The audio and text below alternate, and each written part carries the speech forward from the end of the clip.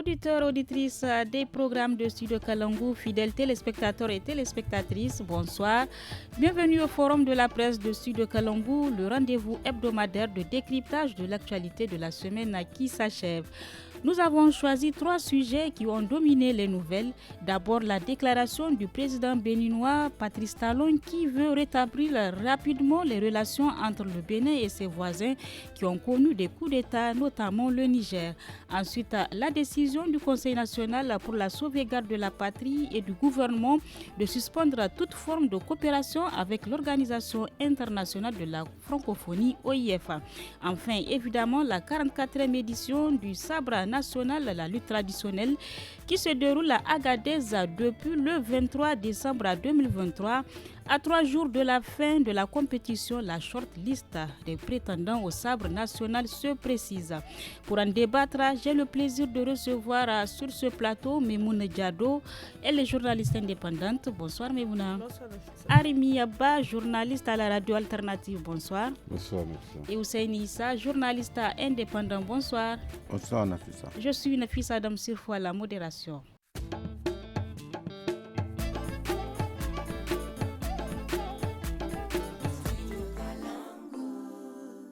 Le Conseil national pour la sauvegarde de la patrie, le CNSP, et le gouvernement nigérien décident de suspendre toute forme de coopération avec l'Organisation internationale de la francophonie. Décision communiquée le 24 décembre 2023.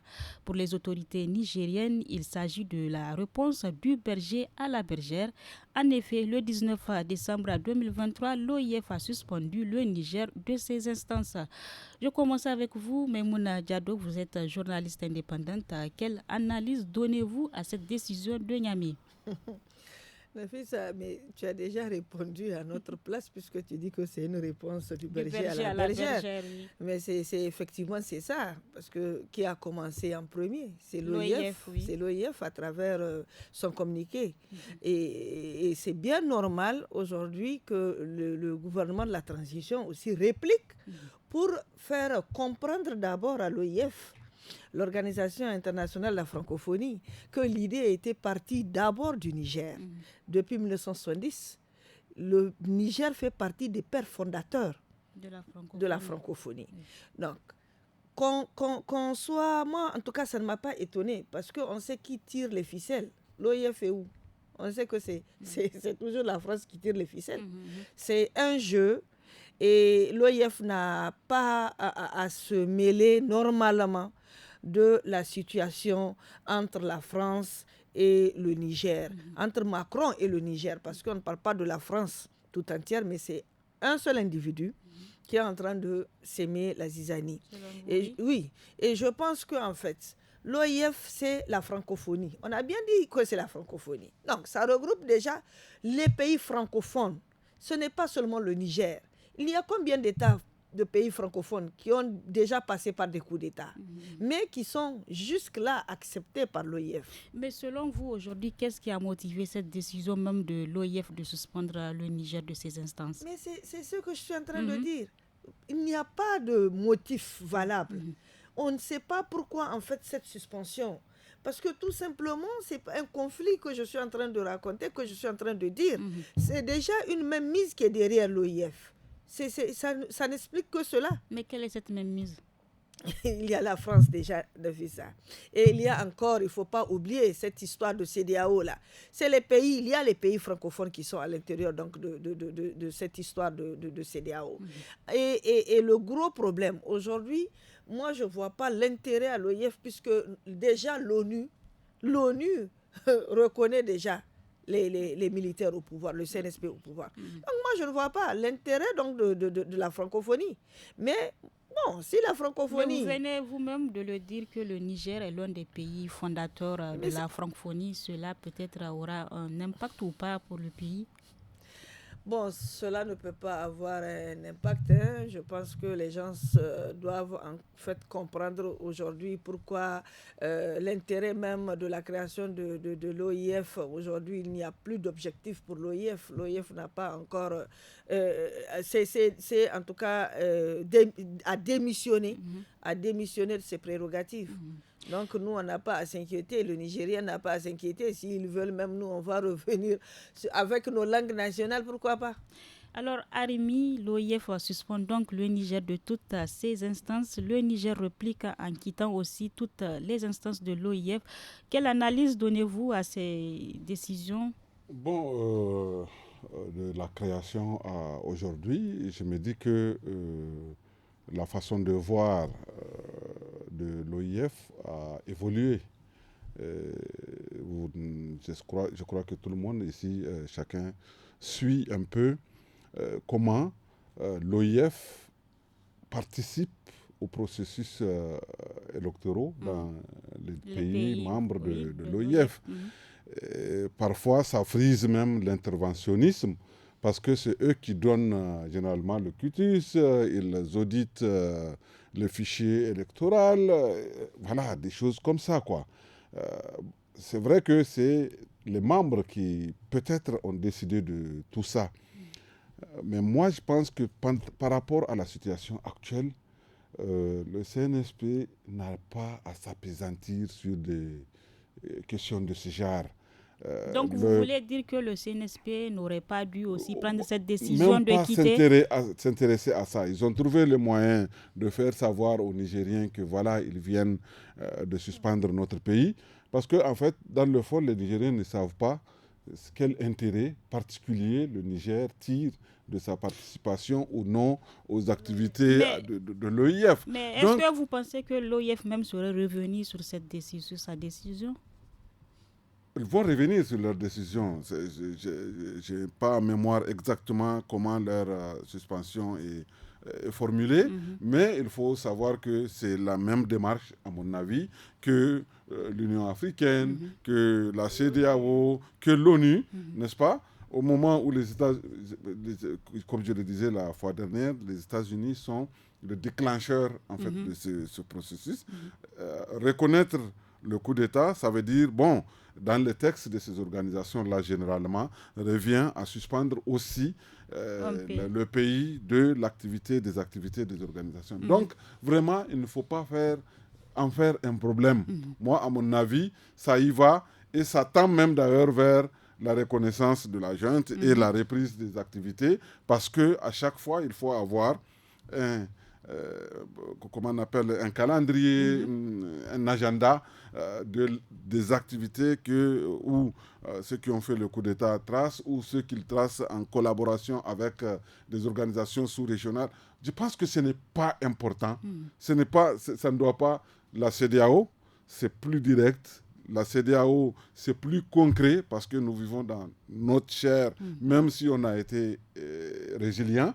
Les effets de la sanction de la CEDEAO. Parce que l'OIF ne peut pas amener les pays membres de l'OIF, dont l'Algérie à côté, par exemple, à avoir un autre comportement que ceux qu'ils ont déjà adopté par rapport à notre pays. Oui. Donc, vraiment, pour moi, c'est quelque chose de plus, vraiment, de négligeable qui ne doit pas nous perdre de l'énergie dans ce que le Niger est en train de faire et dans l'échiquier international. Hussein Issa, selon Arimi, le CNSP est allé, si je peux le dire, trop vite en besogne en quittant l'OIF. Mais vous, selon vous, en restant même après cette décision de l'OIF, qu'est-ce que le Niger, autant pour moi, gagnerait en restant dans les instances de l'OIF après la décision même de l'OIF de suspendre le pays? Moi, je considère d'abord que c'est un non-événement. Pourquoi? C'est véritablement un non-événement. D'abord, tout à l'heure, il me dit quelque chose de sensé. C'est quoi? Concrètement, ça représente quoi aux yeux des Nigériens lambda, là, les paysans, là, l'OIF, les instances suspendent le Niger des instances de l'OIF. C'est quoi? Ces organisations-là sont devenues des organisations impérialistes. Voilà le problème. Selon vous? Pour moi, c'est ça, impérialiste, parce qu'ils sont avec les impérialistes. L'organisation de la francophonie, c'est une organisation qui doit normalement faire la promotion de la langue, la diversité culturelle et tout et tout. Ils se sont immixés dans la politique des pays. Tout à l'heure, Rémi vient de dire, ils viennent jusqu'à auditer les fichiers dans les pays, donner leur critique par rapport à des élections, tout ça. Moi, je dis c'est non évidemment. Mais il n'y a pas que cet aspect, il y a aussi les coopérations quelle coopération entre non, mais la France a suspendu déjà, a dit les acteurs, personne ne va chez lui. C'est la France qui a manipulé. Mais il n'y a pas que la France. C'est la France qui a manipulé. Non, c'est la France. C'est Macron qui a manipulé pour dire qu'il faut suspendre le Niger. Parce que j'ai parcouru le document, on dit qu'il faut libérer Bazoum, il faut le rétablir dans ses fonctions. Ils disent non, il faut définir un agenda des élections pour revenir. Ils n'ont qu'à aller. C'est ici que ça a été créé. C'était l'ancêtre, comment dire, l'ancêtre, c'est l'ACCT. L'ACCT, l'Agence de coopération culturelle. Voilà, qui a été mise en place par 4 pays, 4 présidents. Moi, j'ai dit, une fois, je l'ai dit, j'ai été interpellé au niveau de la France téléphoniquement pour me dire, j'ai dit, le français même vaut quoi dans le monde? Aujourd'hui, tu sors de cette sous-région-là. Si tu ne parles pas anglais, tu ne peux même pas trouver à boire et à manger. Parce que partout ailleurs, c'est l'anglais. Tu vas aller dans des conférences, des réunions internationales, même des francophones, ils viennent te faire leur discours, leur conférence en anglais. Mais aujourd'hui, tout le monde parle français. Non, mais pas dans nos pays. Dans nos pays, tu quittes un peu la sous-région là, un peu les pays colonisés, tu vas dans d'autres pays, même dans des pays où souvent on te parle anglais, le plus souvent. Et comprennent le cas par exemple du Rwanda. Le Rwanda a quitté pour aller au Commonwealth, a décidé de faire l'anglais et pendant longtemps. Et on a vu que c'est la France qui manipule, c'est la France qui a imposé la Rwandaise là comme présidente et comme dirigeante. Aujourd'hui, concrètement, pour le Nigérien qui entend le Niger quitter des instances de l'OIF, qu'est-ce que cela impliquerait réellement? Ça implique quoi dans la vie des gens? Chani nous fait ses conférences, ses interviews en Hausa et en Jama. Ça, c'est pour tout toucher le monde entend. Niger, oui. Non, il faut valoriser nos langues. On a décidé de faire le français la langue officielle. Il y a beaucoup de pays qui ont décidé de quitter le français comme langue officielle. Le Burkina récemment a décidé que c'est plus le français. En Conseil des ministres, que c'est plus le français. Est-ce que vous pensez aujourd'hui que le Niger aussi peut prendre cette décision? Je l'ai dit d'expérience, je suis allé dans des conférences internationales un peu partout dans ce monde-là. Et j'ai vu partout dans les conférences internationales, à Accra, je me rappelle une année, on était obligé de se mobiliser pour dire que les documents, il faut les traduire en français. Parce que tout était en anglais. C'était une conférence de l'OMC. Je me rappelle bien de cette année-là où on était obligé de se mobiliser pour demander. Les francophones, ils viennent, ils te font un machin, les exposer en anglais et tout. Et tout. Mais pour cette transition, vous ne pensez pas qu'il faudrait beaucoup plus de temps avant? Non, ça veut dire que c'est une organisation qui s'est transformée en une organisation politique, machin, pour gérer. Normalement, ça devait être une structure apolitique. Apolitique, oui, bien évidemment. Mais on ne peut pas. Mais quand vous regardez un peu aujourd'hui le fonctionnement de toutes ces structures-là, on a comme l'impression qu'ils sont là que pour surveiller les démocraties. C'est-à-dire comment le processus, même si le gars est mal élu, on le valide. Et puis, mais quand il y a un coup d'État, ils se mettent sur leurs grands chevaux pour dire non. Mais il y a eu un coup d'État au Gabon. Pourquoi l'OIF n'a pas suspendu le Gabon de ces instances? Arimi, vous apparemment vouliez apporter quelques précisions, oui. Sans vous couper la parole, il ne faut pas permettre à la France, encore moins à l'Agence internationale à l'OIF, n'est-ce pas, de considérer que le français, c'est leur bien. Je crois que le Niger fait partie des pays auxquels aujourd'hui le français appartient. Oui. Et malheureusement, on peut dire que c'est une blessure un peu historique, n'est-ce pas? Qu'on ne peut pas effacer de notre corps, parce que c'est devenu, aujourd'hui on s'exprime en français ici. Depuis des années, oui, tout est en français. Chez nous, on doit pouvoir capitaliser cela, n'est-ce pas? Quitter pourquoi? C'est un bien de universel, c'est une langue. Même si on quitte la francophonie, on rompt avec la France, le français peut pouvoir rester. Comme ça, parce que quelle que soit la langue que tu vas aujourd'hui chercher, j'entends beaucoup de gens parler du français. Oui, donc, on peut dire qu'on peut quitter pour faire l'anglais, mais c'est aussi une autre colonisation. Que ce soit l'arabe, c'est aussi une autre colonisation. Et quel temps on va prendre pour quitter tout ça? Je crois que c'est notre bien commun. S'ils veulent, eux, rester dans la francophonie, se continuer à parler le français. Le jour où on sera prêt à quitter pour une langue nationale, on peut le faire. Mais vous, est-ce que vous préconisez le multiculturalisme aussi? Bien, absolument. Voilà. Absolument. C'est ça aussi, normalement, l'un des objectifs de la francophonie. La différence dans l'unité. C'est ça, mais aujourd'hui, comme Hussein a eu à le dire, les gens s'en écartent. C'est comme si c'est un agenda de la France, parce que c'est depuis la BOL, c'est devenu une structure carrément politique, n'est-ce pas, qui ne défend que la démocratie. On n'est pas contre la démocratie, mais un pays peut être en tort, à l'écart, un peu pour des raisons comme les nôtres, à l'écart un peu de la démocratie. Ce n'est pas pour autant. On doit œuvrer à nous faire revenir dans la droite ligne, entre guillemets, qu'ils prétendent, et non nous mettre de côté. Ça n'avancera en rien notre langue commune. Mais Mouna, peut-être avant de clôturer ce sujet, selon vous, quelle sera la suite après cette décision du Niger de se retirer? Quelle sera la suite? Est-ce qu'on peut prétendre à une suite venant donc des autorités nigériennes? Ce qui est dit est dit. Maintenant, peut-être que s'il y a une suite, ça sera bien sûr du côté de l'OIF, peut-être de réagir aussi.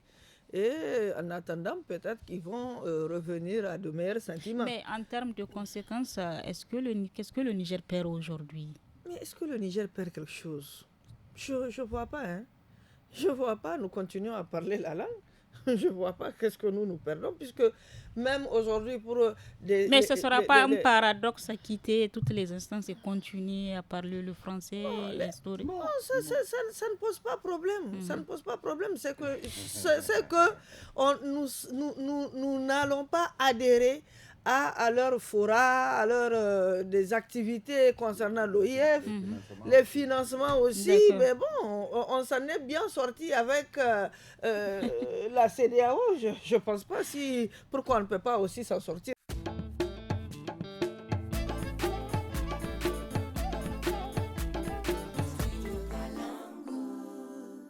Nous passons donc au deuxième sujet de ce forum de la presse de ce vendredi 29 décembre 2023.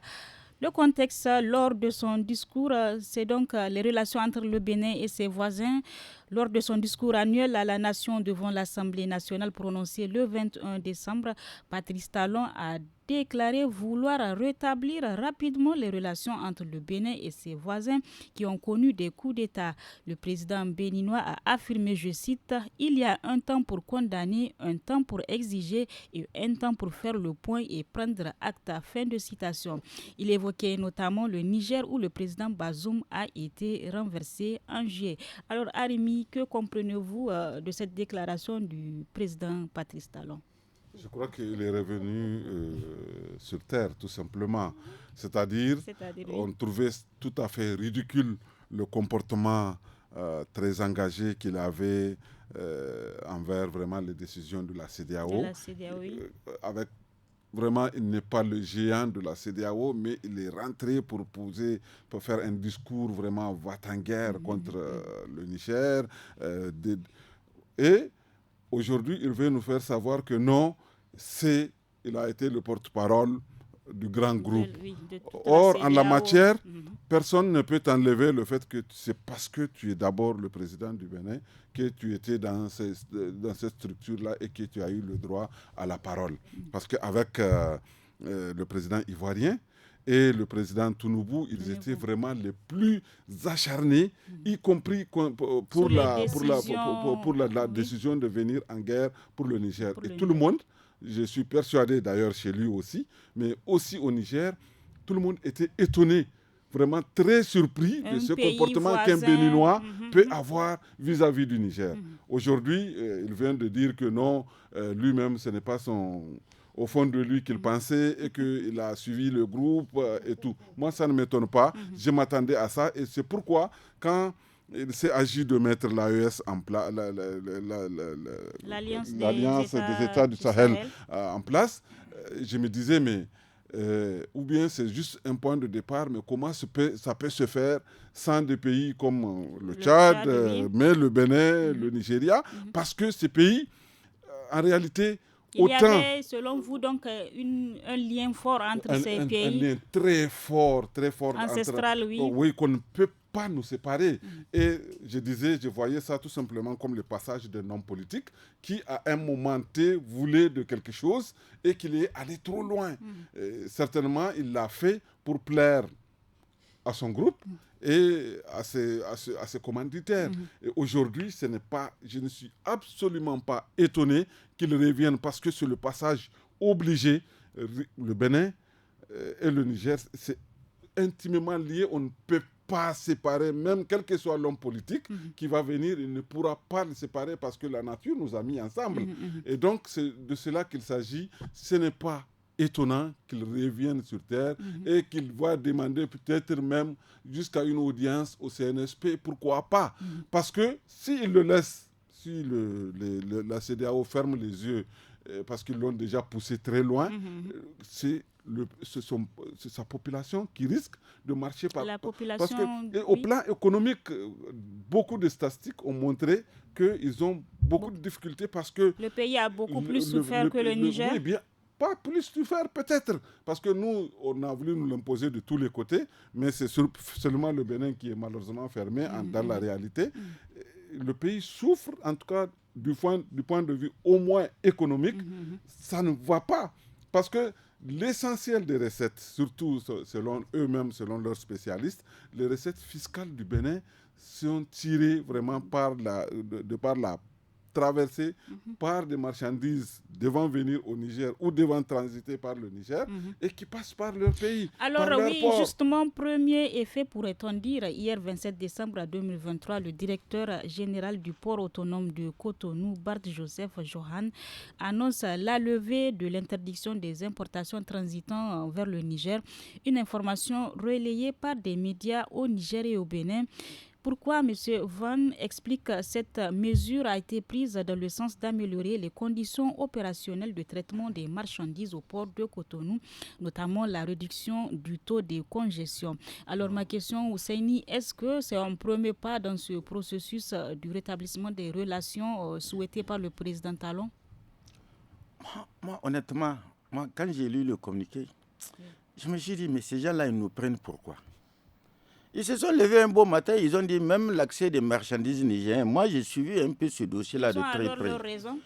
Quelle raison? Ceux qui ont fermé la frontière, non? Il y a combien de milliers de camions qui ont été stationnés au niveau de Malanville? Des milliers de camions. Des milliers, n'est-ce pas? Alors, à qui la faute? Ils ont dit, à raison de cette situation, on ne peut plus continuer à recevoir les marchandises du Niger au niveau du port. Ils expliquent peut-être que c'est la décision de la CEDEAO et non du Bénin. Mais attends, la CEDEAO, d'accord, c'est une institution, c'est une personne morale. Mais les gens qui décident, ce n'est pas des personnes physiques. Ça découle donc. Non, c'est des personnes physiques d'abord. Le problème, le cas du Niger, c'est que ces gens qui se sont mis en branle pour prendre ces sanctions, ils n'ont pas pris des sanctions contre les gens du CNSP. Ils ont pris des sanctions contre le peuple nigérien. C'est ça la différence. C'est ça, moi, je ne peux pas avoir pitié de ces gens. Ou que le monsieur, comment il s'appelle, Talon, vienne aujourd'hui. Talon a chaud. Le problème de Talon, il a chaud. Son économie est au plus bas. Parce que tout simplement, et il a chaud. Et il ne sait pas quoi faire. Et aujourd'hui, ils ont aidé un temps pour condamner. Mais on peut condamner sans vouloir asphyxier un pays. Mais lui, ils ont condamné pour asphyxier. Pas de médicaments, pas de nourriture, pas de... Je ne sais même plus. Alors, quand tu fais ça, et aujourd'hui, tu sors comme si tu as affaire à des enfants, tu viens dire, je vais voir dans quelles conditions je sais qu'ils ont souffert. Mais en le faisant, tu savais qu'ils allaient souffrir. Parce que quand tu poses un acte, tu te dis, est-ce que cet acte-là, qu'on m'a dit de faire, c'est pas parce que je suis dans une organisation que je vais suivre bêtement. Le Bénin n'aurait pas dû donc... Non, le Bénin n'aurait pas dû. Oui. Vous avez vu le comportement du Togolais, n'est-ce pas? On n'avait pas de frontière. Il était neutre. Alors, il a compris que faire ça, c'est participer à, à un acte génocidaire, n'est-ce pas? Aujourd'hui, que ce monsieur soit pour venir s'asseoir devant son parlement pour dire que non, on va rétablir, on ne rétablit pas. On ne rétablit. Non, ça n'a aucun. Moi, je n'ai pas pensé que le Bénin pouvait. Le Bénin, moi, personnellement, je pensais que le Bénin ne pouvait pas poser ce acte-là. Parce que c'est quand même un pays, c'est un prolongement du Niger. Quand le port du Bénin a été construit, on l'appelait port du Niger. N'est-ce pas? Quand ça a été décidé, ça s'appelait port du Niger. Mais est-ce que vous pensez qu'aujourd'hui, le Niger peut s'en passer? Mais on peut s'en passer, mais bien évidemment. Mais alors, pourquoi pas? L'histoire... Pourquoi pas? On allait faire à l'époque, parce que j'ai discuté avec des gens, et j'ai eu un document, un ancien ministre du Transport et tout, qui a expliqué les circonstances dans lesquelles, et les clauses par rapport à l'exploitation de ce port. Et c'est des clauses à l'international, n'est-ce pas? au niveau de l'OMC et tout, et que vous faites fi de tous ces dispositifs, ces mécanismes-là, pour vouloir sanctionner, je vais dire une chose, c'est que ce monsieur, il s'est trompé d'époque. Oui, Armi, que vouliez-vous dire? Je voulais dire que, en fait, le Niger a été, je dirais, abusé dans cette décision de la CEDEAO. C'est la même chose pour l'électricité. Parce que avec le Nigeria. Le Nigeria aussi avait eu l'autorisation internationale de construire le port, le barrage de Kenji.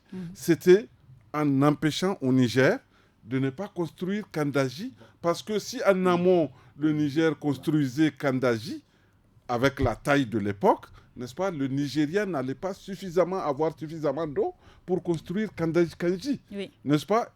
En conséquence, le Nigeria devait nous donner de l'électricité. Oui. Et dans le cadre de ces décisions-là, vous voyez, ils sont venus pour une sanction à prendre contre le Niger, même cette décision vraiment qui est cinquantenaire pratiquement, et les gens ont venu fouler aux pieds. C'est la même chose pour le pont. Les gens oublient que c'est des droits vraiment internationaux, des Nigériens, des clauses vraiment internationales qui ont été foulées des pieds par la CEDEAO uniquement. C'est de cela qu'il s'agit. Et c'est en cela que c'est grave. Seulement, à la différence de Ousseini, je pense que le port lui arrivera un jour où on va continuer à utiliser le port de Cotonou, parce que à cause du peuple béninois, mais aussi pour nous-mêmes, c'est-à-dire c'est un courroie de transmission qu'on a l'habitude d'utiliser. Seulement, l'histoire est têtue. L'histoire est têtue. Aujourd'hui, les gens se sont retournés vers le port de Lomé, n'est-ce pas? Certains lorgnent du côté de l'Algérie. Et ça, on ne peut plus nous en détourner. Alors, c'est de cela qu'il s'agit. Mais Mouna, justement, aujourd'hui, on sait que le Niger demeure toujours sous les sanctions de la CEDEAO. À votre avis, comment le gouvernement de transition nigérien pourrait réagir face à cette main tendue du président béninois? Bon, d'abord, il faut noter que la main tendue le retour selon vous? Oui, du président béninois a des meilleurs sentiments. Intervient à quelques semaines seulement de la main tendue du président togolais qui donnait son port pour les transits entre le Niger. Les marchandises doivent transiter par le port de Lomé. Et je pense que, en fait, il a réfléchi pour voir que son économie est déjà par terre. Et autant les peuples du Niger en train de souffrir, autant son peuple est en train de souffrir. Et il a pris une décision sans autant évaluer le pour et le contre, les conséquences qui peuvent en découler, parce que, on le veuille ou non, le Bénin n'atteint pas le Nigeria en termes d'économie. Le Bénin, c'est le Niger qui, en fait, transporte la majorité ou la moitié, si on peut le dire, de par les transports. C'est beaucoup pour le Bénin. Donc, ce que le Niger met pour le Bénin, le Nigérien ne le met pas pour le Bénin. Parce que nous sommes déjà deux pays côte à côte. Nous sommes des pays, des populations ont les mêmes habitudes, les habitudes de vivre. Et aujourd'hui, au Niger, quand on fait un recensement, il y a plus de populations béninoises avec les ici. villes, avec la ville de Gaïa, Malanville. Déjà, regarde déjà la situation. Nous sommes vraiment liés par l'histoire. Et je pense que, en fait, il devrait être la première personne à refuser les sanctions de la CEDEAO contre le peuple nigérien. Malheureusement, mais il ne l'a pas fait. Il a fait ça pour faire plaire à... Alors, rapidement, pour clôturer, il a fait en fait plaisir à ses chefs d'État, et il n'a pas tenu compte que normalement, les sanctions là, vraiment, ça ne l'arrange pas et ça ne peut pas nous arranger aussi. En un mot, peut-être que le gouvernement, ce que le gouvernement peut faire, parce qu'on ne peut pas aussi ne pas aller vers le port du Bénin, on peut aller, mais Maintenant, tout dépendra des commerçants. Oui, tandis Tout comme le dépendra disent des commerçants, les parce qu'aujourd'hui, Américains. les commerçants aussi vont aller là où ça les arrange le plus. Hein. Nous allons C'est marquer ça. une petite pause avant de poursuivre.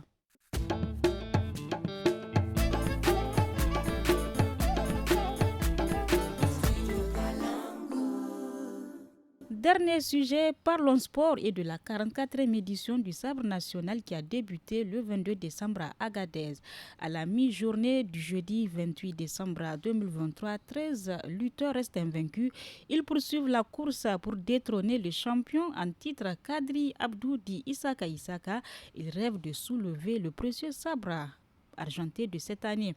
Ousseini Issa, vous suivez ces compétitions de cette année. Tout à fait. Alors, comment vous appréciez le déroulement de cette 44e édition du Sabre national? D'abord, le premier constat que j'ai fait, c'est que de plus en plus, au fil des éditions, c'est qu'il n'y a plus de petites régions en matière de lutte. Oui.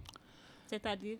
C'est-à-dire, à l'époque, on savait les régions qui venaient et qui faisaient, comment dire, la pluie et le beau temps. Oui, À l'époque, c'était la région de Tawa, la région de Maradi, Zender, un peu d'Osso, et puis après Agadez, Difa, tout ça, Tilaberi. C'était vraiment des accompagnants, quoi. Maintenant, il y a de la performance. Maintenant, on a vu que toutes ces régions-là, ils viennent. Ça dénote d'un fait, c'est qu'il y a ce phénomène de migration des lutteurs. Je n'ai pas la chance d'être sélectionné ici dans ma région natale. Je vais aller à Tilaberi. C'est pas parce que je ne suis pas compétent pour, mais peut-être je n'ai pas des critères peut-être. Oui. Voilà. En réalité, c'est le premier aspect que je note, n'est-ce pas? On a vu que Tilaberi, carrément, les premières journées, les performances de Tilaberi, n'est-ce pas? Debout, n'est-ce pas? Pendant pratiquement 48 heures, ils avaient 7 lutteurs, 42e, 3e journée jusqu'à la 3e journée, n'est-ce pas? Et aujourd'hui, l'autre aspect aussi, c'est qu'il y a beaucoup de surprises, des lutteurs sur lesquels on ne comptait pas, qui se sont révélés parce que tout simplement, ça montre un peu que de plus en plus, ce n'est plus, comment dire, cette suprématie-là, c'est des jeunes qui montent et les anciens qui veulent rester, on voit comment ils finissent. Ils sont humiliés dans l'arène. Ça, c'est un autre aspect que je retiens. Parce que tout simplement, il y a un âge pour arrêter. Parce que c'est quand même un sport très physique. Effectivement, qui demande beaucoup d'énergie. C'est les 5 minutes. Quand les gens voient les 5 minutes, là, souvent, quand ils les voient s'essouffler, c'est intenable. C'est intenable. Ça, c'est le deuxième aspect. Maintenant, il y a un troisième aspect qui est apparu entre hier et aujourd'hui. On parle de trucage, quoi. N'est-ce pas? Quand on a un peu décanté au niveau des régions, maintenant, on a comme l'impression qu'il y a un jeu mesquin qui s'est fait, c'est-à-dire comme si les régions se négocient, quoi. Oui. Laisse mon lutteur. Avec les invaincus, voilà. le chiffre qui reste le même. Oui, ça c'est vraiment dommage. C'est vraiment dommage parce que tout simplement, si ça doit se transformer comme ça, moi je me dis, c'est pas ça l'attente des Nigériens. Justement, les gens veulent voir des combats, des véritables combats, pour voir qui véritablement mérite. Mais qu'on fasse des arrangements pour laisser passer les lutteurs, ça ne fait pas la crédibilité. On est aujourd'hui dans la mi-journée, ils sont à 13. Je crois qu'il y a un seul qui est tombé, n'est-ce pas, cette matinée-là. Cette matinée, il n'y a eu aucun. Il n'y a pas eu de chute. Ils sont 14, les 14. Y compris le 20. Okay. Y compris, ok, d'accord. Mais là, alors, on tend vers ça. Si on ne met pas, parce que j'ai entendu même le président de la fédération faire une mise en garde ce matin avant le départ. Il a fait une mise en garde pour dire aux lutteurs, ils voient ce qui se passe. Ils sont, et que vraiment, ils seront obligés de sanctionner. Moi, je me dis quelque part, le tout n'est pas de dire on va sanctionner. Il faut sanctionner. Voilà. Alors, il faut sanctionner. Il faut maintenir les sanctions. Il n'est pas à sanctionner. Au bout d'un certain temps, on va voir la fédération pour demander à ceux qui enlèvent la sanction. La personne a présenté ses excuses. Moi, je me dis, la sanction là. Et c'est ça qui manque dans nos pays. Et c'est ça qui fait que les choses perdues, les mauvaises pratiques perdues, parce qu'il n'y a pas de sanctions. Mais y compris dans le sport. Est-ce que vous suivez également les compétitions de la lutte traditionnelle? On ne voit pas autant de femmes s'intéresser. Pas tellement. Oui, mais est-ce que cette année, vous arrivez à suivre? Oui, j'arrive à suivre un peu. Quelle est donc, selon vous, la région la plus favorite? Moi, je vois Tilaberi. Pourquoi? Moi, je vois... Bon, je ne sais pas, mais moi, c'était la Berry. En fait, parce que ça m'a donné vraiment l'impression, déjà, j'ai vu comment les lutteurs de Tillabéri étaient vraiment déterminés à aller jusqu'au bout. Et ce qui me fait encore sourire, c'est le détenteur même du sabre, Isaka. Tout le monde est scotché. Les yeux sont allumés sur lui. Oui, tout le monde veut voir Isaka va passer ou il ne va pas passer, il a été terrassé ou il ne va pas être terrassé. Ça reste en suspens. Aujourd'hui, son 5e sabre, si je ne me trompe pas. Ça reste en suspens parce que lui aussi, il est venu pour compétir. Et ce que j'entends de lui, il rassure qu'il va encore remporter le sabre. Donc nous, on est là, on regarde. Mais c'est quand même amusant. Mais également, il faut revenir sur les affaires de trucage. Parce qu'aujourd'hui, si les Nigériens se mobilisent pour aller regarder, d'autres ont pris le temps, la peine d'aller jusqu'à Agadez. C'est vraiment pour voir des combats, des véritables combats qui se passent. Mais si aujourd'hui on parle de trucage, parce que dans les coulisses, les gens sont en négociation de région en région. Celui qui a peut-être 5 lutteurs invaincus essaie de voir de l'autre côté faire l'autre région, faire des faveurs pour que voilà, il ne faut pas essayer de terrasser mes 5 lutteurs. Ce n'est pas normal. C'est pas normal. Et je pense que des sanctions, il faut véritablement qu'on arrive à mettre une forme des formes de sanctions pour que nous puissions vraiment être passionnés encore de cette lutte traditionnelle. Ousseini et Memouna soutiennent cette question de sanctions. Alors vous, Armi, un mot sur cette 44e édition de la lutte traditionnelle qui se tient à Agadez. En fait, 44 éditions, c'est normalement l'âge de la maturité, même pour un homme. Et malheureusement, autant oui, notre lutte traditionnelle a fait du chemin, mais beaucoup laissent à désirer encore. Et notamment cette histoire de complot, de combat arrangé. Il y a aussi les questions des dopages et autres qui sont... Oui, parce que c'est justement quand je parle d'avancée, il y a une commission antidopage, n'est-ce pas, qui teste les joueurs, les lutteurs, n'est-ce pas, et nous n'avons pas encore... les résultats en tant que tel. Mais ce qu'il y a aussi de bien et qu'on a pu acquérir dans le cadre de la lutte, c'est qu'un lutteur peut lutter un peu partout au Niger, dans la région de son choix. Des régions comme Difa et Tillabéri sont généralement ceux qui mettent en place leur équipe en dernière position. Mais il arrive aussi que ces régions-là donnent quand même aux autres régions. L'année dernière, Dala Abani de Difa a lutté à Maradi. C'est une très bonne chose à mon avis. Maintenant, au-delà, vraiment pour finir avec ces questions de dopage, ces questions de trucage, il faut professionnaliser la lutte. Parce que les lutteurs ne tirent pas encore l'essentiel de leurs revenus de la lutte. Et c'est ce qui fait qu'ils peuvent bazarder. Ils ne prennent pas ça au sérieux. Ils ne prennent pas les spectateurs qui regardent. C'est des millions de Nigériens qui regardent la télévision. Mais comment y arriver?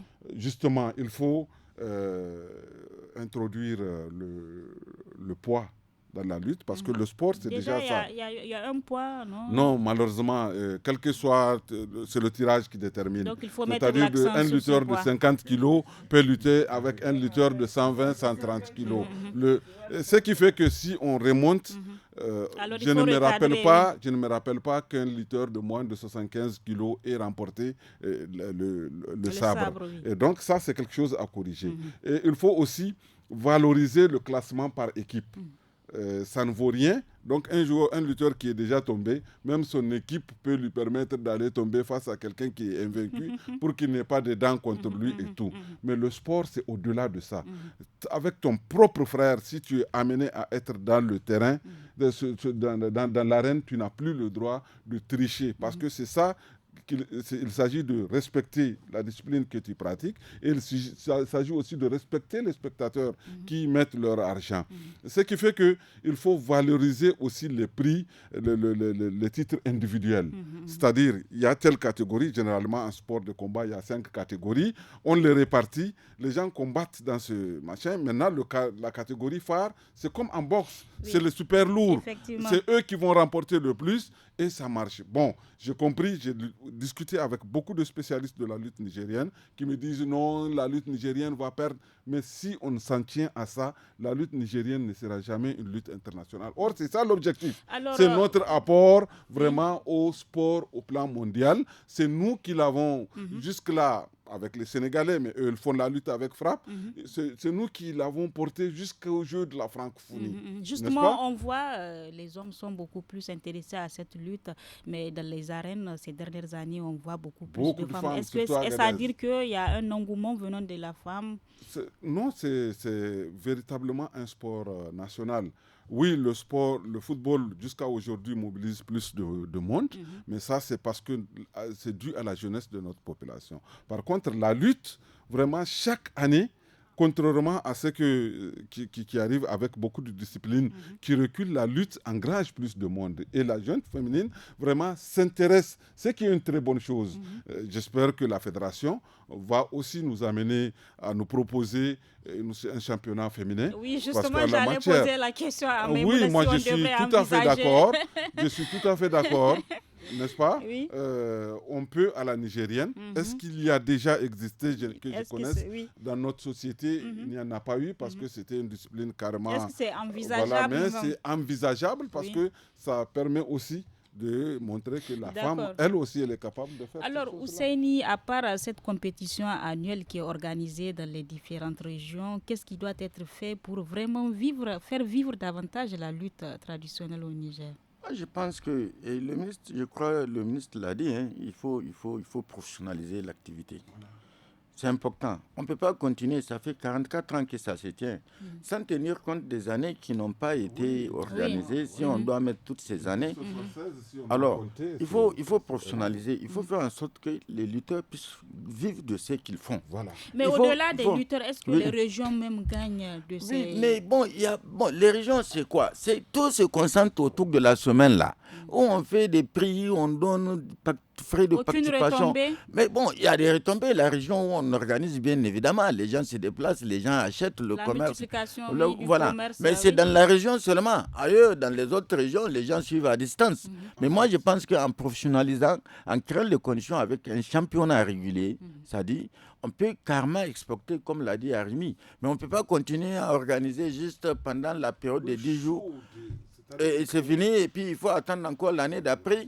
Moi, je dis, il faut avancer. Quand on crée quelque chose, il faut avancer, il faut moderniser. Mais malheureusement, et je suis d'accord avec Arimi que le poids compte. Il faut vraiment, quand on voit souvent, on dit, tu viens, tu tombes sur quelqu'un qui a 120 kilos. Mais alors, tu n'as aucune chance face à ce... Parce que rien que son poids est impressionnant, tu ne peux rien faire devant.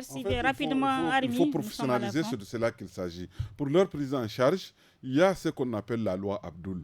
En 1998, le ministre Abdraman Seydou, ministre de Sport à l'époque, avait initié une loi qui prend en compte vraiment ces aspects de la prise en charge médicale, sociale des lutteurs, pas des lutteurs seulement, des sportifs qui ont atteint un certain niveau et des hommes de culture. Bon, malheureusement, c'est resté lettre morte, mais c'est vraiment impeccable comme et il faut parce que si on veut que les jeunes s'intéressent à ces choses-là, il faut bien qu'ils voient que devant eux, des personnes qui ont réussi grâce à cette discipline-là et qui font, même après leur retraite, attirent l'attention de la société. Sinon, moi, je vais devenir comme lui, je ne rentre pas dans ça. Merci, Arimi. Autre chose, il faut juste pérenniser la pratique de la lutte. Il ne faut pas que ça soit 10 jours dans l'année. Actuellement, il y a la Coupe du Président de la République, mais il faut carrément enlever ça du giron des hommes politiques pour que la société elle-même gère sa chose.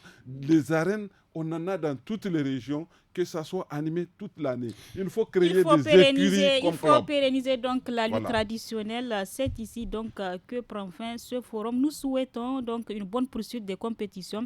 Je note que ce numéro du forum de la presse de ce vendredi est le dernier de l'année 2023. Un tour de table rapidement, peut-être pour souhaiter une bonne année à tous les auditeurs. Vraiment que ce soit une année, on a connu beaucoup de difficultés en fin d'année avec les sanctions en tout cas qui ont pesé sur les populations. On souhaite qu'en ce début d'année 2024 que ces sanctions puissent être levées. On souhaite que vraiment la paix et la concorde s'installent au Niger. Maimouna, un mot rapidement. Hussein a tout dit. Alors Arimi, la paix, sociale et vraiment que les sanctions soient levées. Merci à tous. Donc merci, c'est la fin de ce forum qui sera diffusé sur nos 52 radios et 7 télévisions partenaires dans tout le Niger. Nous étions en compagnie de Maimouna Diado, journaliste indépendante, Arimi Yaba, journaliste à la radio alternative et Ousseini Issa, journaliste indépendant. Merci donc. N'oubliez pas le rendez-vous des jeunes samedi et dimanche dès 17h avec l'actu des jeunes suivi de tous à la FADA. Et à partir de 18h15, vous suivrez le forum à Hausa et Zarma. Très bonne année 2024. Au revoir.